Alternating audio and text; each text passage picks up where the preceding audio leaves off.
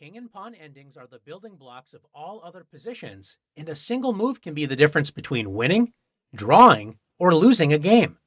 In this position, the kings are directly opposing each other, fighting for the key squares c6, d6, and e6. The side that has to move next loses this battle. The side that does not have to move has what is called direct opposition. Opposition is when there is an odd number of squares between the kings, and direct opposition is when the kings are directly facing each other with one square between them. Opposition is all about taking over a key square or preventing your opponent from moving to a key square. In this position, if white has to move, black has the opposition, so that after king c5, black keeps the opposition with king c7, preventing white's king from advancing. On the other hand, if it is black to move, white has the opposition. So if black's king moves to e7, white's king advances to c6, moving to a key square to help the pawn advance up the board and win the game. What happens if there is more than one square between the kings? Does opposition still matter? It does, and we are going to explore the idea of distant opposition. Let's get started. In this position, white plays king e2. In king and pawn endgames, the side with the pawn wants to get the king 2 ranks in front of the pawn. In this case, the key squares are e4, d4, and c4. If black tries to guard all 3 of these squares at once with king d5, white takes direct opposition with king d3. Black's king is forced to give up one of the key squares on the next turn, so white's king will advance 2 ranks in front of the pawn with a winning position. After king e2, black has only one way to draw this game, and that is with distant opposition.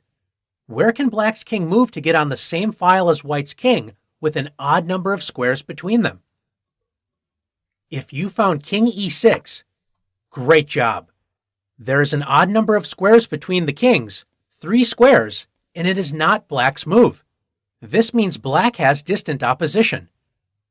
White's only way to make progress is to try and move the king forward, but once white does this, such as by playing king e3, black now takes direct opposition with king e5. White's king can't get 2 ranks in front of the pawn, so black prevents white from making progress and should draw the game. Let's take a look at another example. The main idea behind distant opposition is to turn it into direct opposition. In this position, can you see how white can gain distant opposition? That's right, with king b3. After king b6, white takes direct opposition with king b4. And if king c6, white plays king c4. After king c7, should white keep distant opposition with king e3? White can, but remember that white's goal is to get 2 ranks in front of the pawn. The key squares are 2 squares in front of the pawn, c4, and the other 2 squares to the side, b4 and d4. After king c7, white should play king c4. You might wonder why white would allow black to take direct opposition with king c6. The reason why white wants to be 2 ranks in front of the pawn is so that when black takes opposition, like in this situation, white can simply play c3. White now has the opposition, and black's king is forced to give up one of the key squares. Let's take a look at one more position together. In this position, white is down a pawn and faces a difficult defense. If white tries to quickly grab a pawn after king f3, black wins the game after king d1. Black now has diagonal opposition. After king f4, king e2, king takes f5, black captures white's pawn with king takes e3 and will advance the d-pawn to victory. If white plays king f2, black takes direct opposition with king d2. And after king f3, black plays the waiting move king e1. Notice white's king cannot take direct opposition because the pawn on e3 is in the way. If white plays king f4, then we reach the same winning position for black after king e2. If white plays king g3, black wins again after king e2. The only way to guard the pawn is with king f4.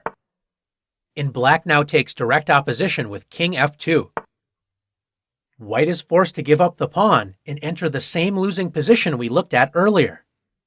So what is white to do? White can save the game by gaining distant opposition.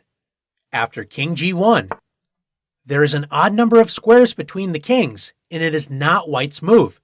This means white has distant opposition.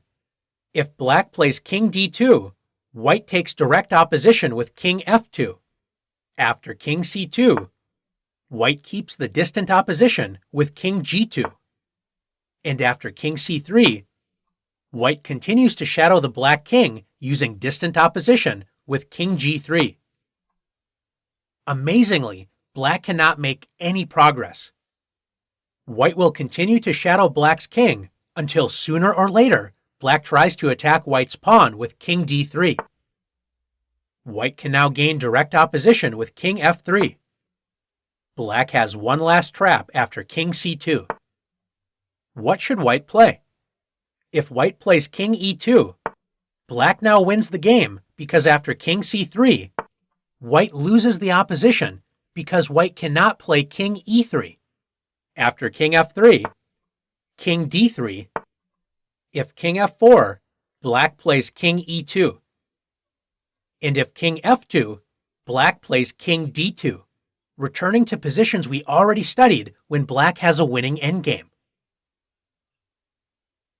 After king c2, white's only move to save the game is by keeping distant opposition with the move king g2.